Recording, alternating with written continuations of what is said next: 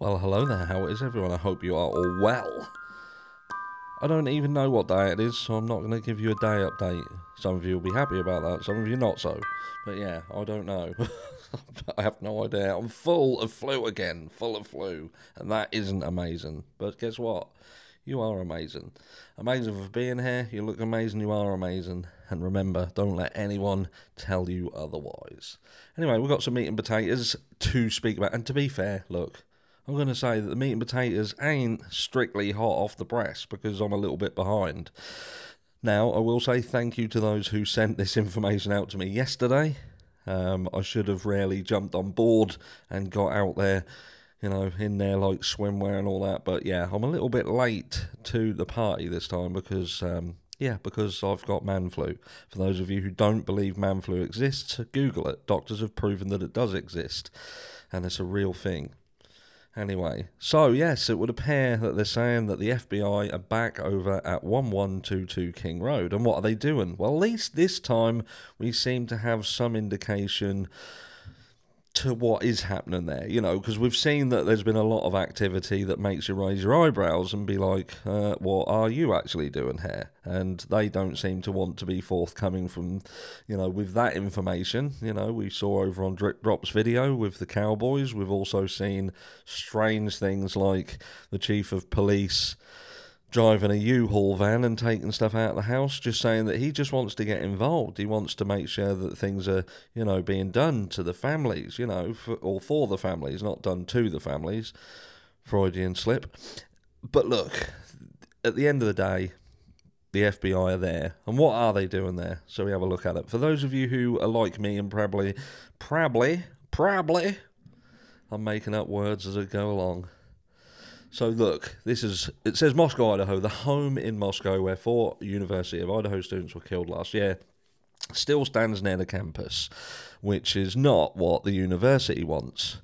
And an indefinite delay in the murder suspect's trial is allowing investigators to document the home themselves, which is very, very convenient. Because if this would have gone along, as it should have perhaps gone along, then they wouldn't have been able to do all this. So yeah, things have fallen nicely into place for the prosecution. Now, is that a coincidence? Or is it just the way that things were always going to be? We'll be touching on that later in video 2, as we talk about whether there is potentially danger inside the defence camp. So starting Tuesday, the FBI will be at the house on King Road documenting their findings, which won't be a massive amount considering that over the last nearly a year, most of that house has been stripped out like a robbed Nissan Micra sitting on the side of the road. This is being done so investigators can construct visual and audio exhibits, as well as a physical model of the home where the Ethan Chapin, Kaylee Gonsalves, Nana Canodal and Madison Mogan were killed. Where the Ethan Chapin, well written. The university said the FBI plans to be at the house through Wednesday.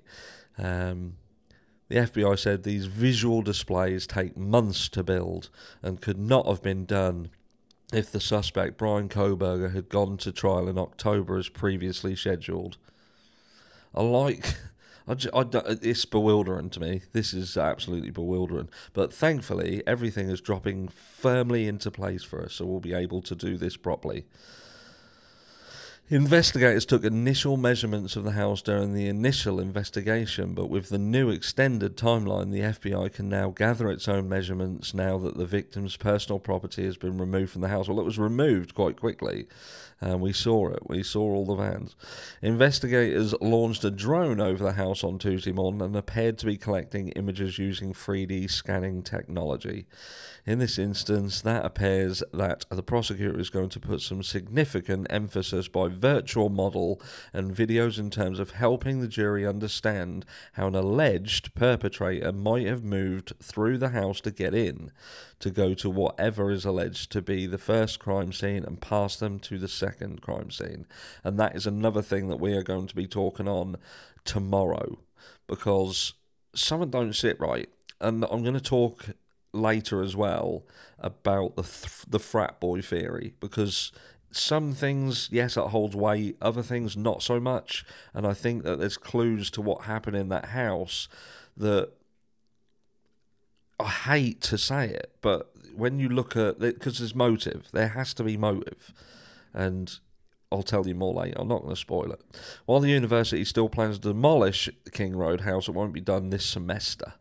The prosecutor's office has notified all the victims' families due to the gag order imposed. No more information will be given by the court, prosecutor's office, or law enforcement. Well, there you have it. There's a gag order. We're not going to give any information whatsoever, so you're just going to have to guess at what's going on. But look, FBI are in there, they're building this 3D model, they're going to be showing different exhibits and trying to... And look, at the end of the day, I don't think that's even the important thing here, because I think the crime speaks for itself. People aren't ignorant, people know what happened. You know, when you start talking specifically about the attacks themselves and the injuries that were sustained, that will sell the case. That will absolutely sell the case, and this will just become noise in the background. All of this, people won't care. Yeah, they might fit.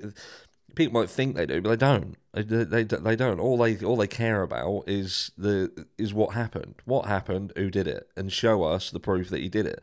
And the moving around the house and all that isn't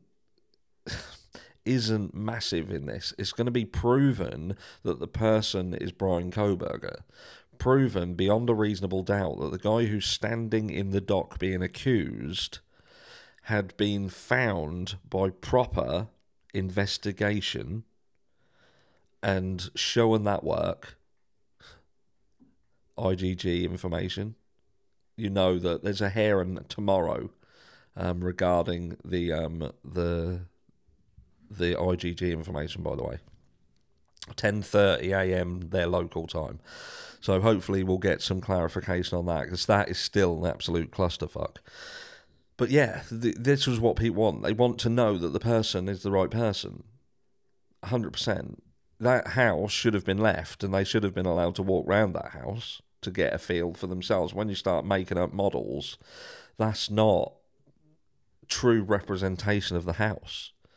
There's absolutely not. You can make that look any way you want, and when you've got someone narrating over the top of it, again, they can push any kind of narrative you want.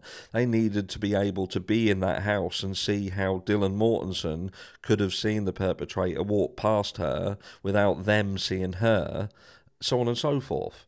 Do you know what I mean? And the proximity between rooms to understand how these attacks took place with two surviving members not seemingly hearing anything, not really seemingly seeing anything, and all of these little questions. Because even if Bryan Kohberger is the person who did this crime, it still has to be ascertained as to whether he was the only one who did this crime. And how did he do this crime if he had no help or assistance whatsoever? Those are the questions. Those are the big questions. Make sure that justice, and when justice is served, that is full. Everybody's held accountable who needs to be held accountable. Let me know what you think down below. Is this going to help? Is it a help? Is it a hindrance? Is it suspicious, the fact that if Bryan Kohberger would have got the preliminary hearing and this would have gone down that route, then would this have still been in the situation it's in now? Do you feel that Ann Taylor has done him a disservice in almost allowing him to give up his rights to a speedy trial and allow for time to do things like this, when perhaps if he's innocent and they would have just pushed on, would that have helped his case? And again, we're going to touch on that later today. Keep your eyes peeled, and I'll see you all in the next one.